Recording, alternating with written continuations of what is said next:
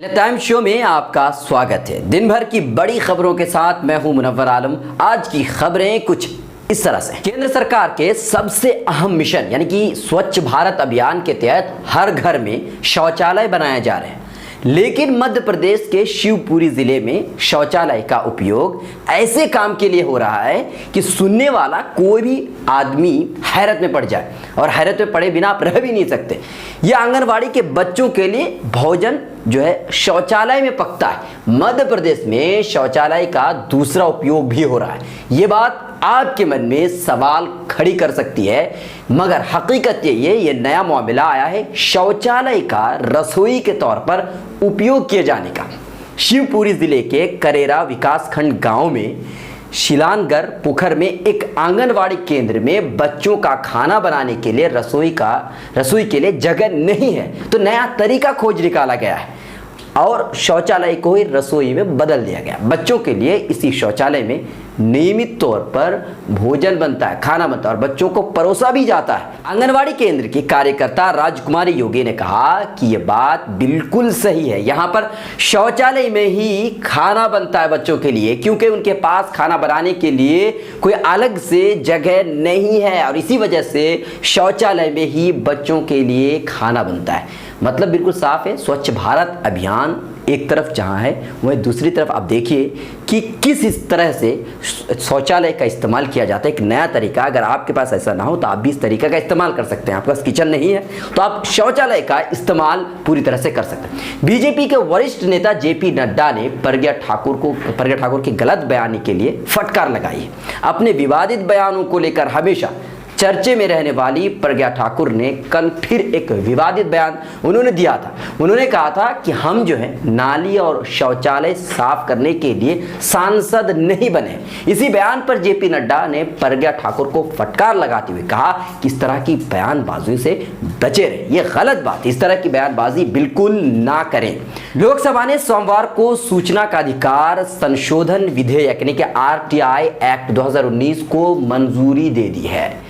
All India मजलिस इत्तेहादुल मुस्लिमीन के सदर असदुद्दीन ओवैसी ने इस विधेयक की मुखालिफत करते हुए उन्होंने कहा कि इस पर दोबारा गौर फिक्र करनी चाहिए। ये गलत है, इस तरह की चीज़ों का संशोधन नहीं करना चाहिए। कांग्रेस समेत विपक्षी दलों ने भी सरकार पर सूचना का अधिकार संशोधन विधेयक लाकर इस महत्वपूर्ण कानून को कमजोर करने का आरोप लगाया। ये विपक्षी दलों ने बीजेपी पर आरोप लगाया। विपक्षी दलों ने आरोप लगाया सरकार इस संशोधन के माध्यम से राज्यों में भी इंफॉर्मेशन कमिश्नरों की तकर्रुरी के नियम शर्तें तय करेंगी, जो कि फेडरल सिस्टम और लोकतंत्र के खिलाफ है। भारत इस समय कहीं सूखे की मार झेल रहा है तो कहीं बाढ़ से लाखों घर बर्बाद हो गए। भारत के साउथ इलाके में पानी की हमेशा जो है हर साल गर्मियों में समस्या देखी जाती है, लेकिन अब भारत में पानी की कमी को लेकर के अमेरिकी चैनल की एक ऐसी रिपोर्ट सामने आई जो हैरान कर देने वाली है। इसको लेकर के फिल्म इंडस्ट्री के मशहूर डायरेक्टर अनुराग कश्यप ने भी ट्वीट किया है, जो सोशल मीडिया पर काफी वायरल हो रहा है। अनुराग कश्यप ने अपने ट्वीट में देश के सरकार को जगाने की कोशिश की है। उन्होंने पीएमओ को अपने पोस्ट में टैग करते हुए लिखा है कि यह समय जागने का है। अमेरिकी चैनल की रिपोर्ट के मुताबिक बारिश ना पड़ने की वजह से और तापमान बढ़ने की वजह से अगले साल यानी कि 2020 तक भारत के करीबन 21 शहरों में ग्राउंड वाटर नहीं बचेगा।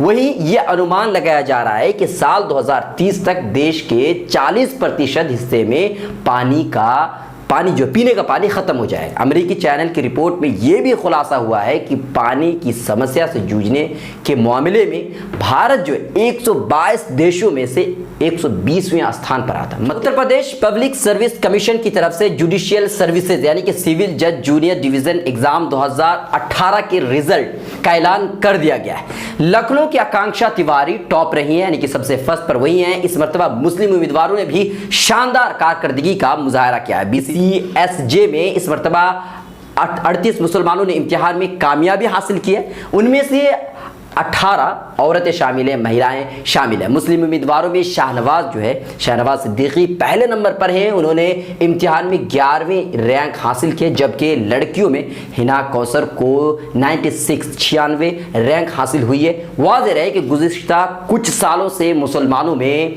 जुडिशरी के इम्तिहान की तरफ रुझान बढ़ता हुआ नजर आ रहा है, जिसके पॉजिटिव रिजल्ट हमारे सामने है। 38 इस साल जुडिशियल एग्जाम में पास हुए। अब आपको एक ऐसी खबर बता रहा हूं जिसे सुनकर उर्दू प्रेमी को थोड़ा अफसोस जरूर हो सकता है। IIMC यानी कि Indian institute of mass communication Hindustan में जर्नलिज्म के लिए एक रेप्यूटेड कॉलेज। यहां पर लोग यहां से जर्नलिज्म करने के लिए लोग तरसते हैं, पर PG डिप्लोमा उर्दू जर्नलिज्म के लिए 15 सीटों के लिए फॉर्म निकला था। आखिरी तारीख थी 29 जुलाई। सिर्फ 3 लोगों ने एडमिशन ली, यानी कि 15 सीटों में से 12 सीटें खाली रह गई। फिर एक मरतबा IIMC ने PG उर्दू जर्नलिज्म के लिए नोटिस जारी किया एडमिशन के लिए। सवाल यह है कि उर्दू की तरफ लोगों की तवज्जो आखिर क्यों नहीं है। 15 में से सिर्फ और सिर्फ 3 सीटें भर पाई हैं, यानी कि 12 सीटें अब भी पूरी तरह से खाली हैं। IIMC को दोबारा एडमिशन के लिए नोटिस जारी करना पड़ा। 3 बच्चों का एडमिशन लेना ये बहुत ही फिक्रमंदी की बात है। लोग ये सोचते हैं कि उर्दू की तरफ गवर्नमेंट की तरफ से या सरकार की तरफ से कोई कदम उठाया नहीं जाता, लेकिन सवाल यह है कि जब आपके लिए कोर्स ऑफर किए जा रहे हैं, कोर्स है, तो फिर आप उस कोर्स में एडमिशन क्यों नहीं लेते। अगर 3 बच्चे हैं, अगर इस 3 स्टूडेंट्स के बाद अगर इस कोर्स को बंद कर दिया जाए, सरकार ये देख करके ये बंद कर दे कि इस उर्दू की तरफ या उर्दू जर्नलिज्म की तरफ लोगों की तवज्जो बिल्कुल नहीं है, तब हो सकता है कि हमारे जहन में ये बात आए कि सरकार मुसलमानों के साथ, माइनॉरिटी के साथ एक दोहरा रवैया अपना रही है। सरकार मुसलमानों को उर्दू से अलग कर रही है। ये बातें हमारे जहन में जरूर आ सकते हैं, लेकिन सवाल ये है कि जब 15 सीटें हैं, उन 15 सीटों में से आखिर क्यों सिर्फ 3 ही लोगों ने एडमिशन लिया, 12 सीटें अब भी क्यों खाली हैं। ये सवाल और ये जवाब खुद हमें ढूंढना होगा। अगर हम इस पर नहीं सोचते तो वाकई ये हमारे लिए खतरे की घंटी है। मिलत टाइम्स की वीडियोस देखने के लिए यहाँ क्लिक करके सब्सक्राइब करें और हाँ, बेल आइकन जरूर दबाएं। अगर फेसबुक पर देख रहे हैं तो पेज लाइक करें। ताज़ा तरीन खबरों और मज़ामीन के लिए विजिट करें हमारी वेबसाइट www.millettimes.com। हमारी ये वेबसाइट उर्दू, हिंदी, इंग्लिश तीनों लैंग्वेज में मौजूद है।